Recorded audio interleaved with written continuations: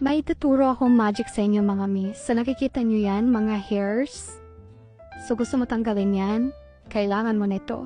BW Bubble Up Effortless Hair Removal. And then tissue.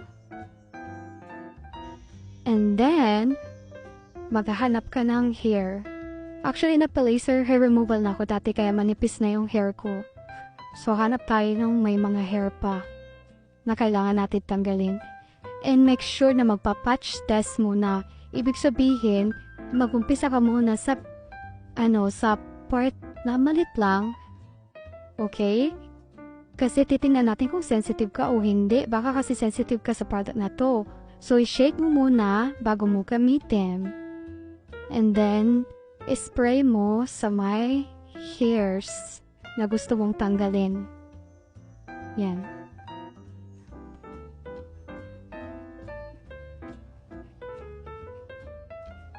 Parang messy lang siya pero maganda yan. I-wipe nyo na lang yung mga excess.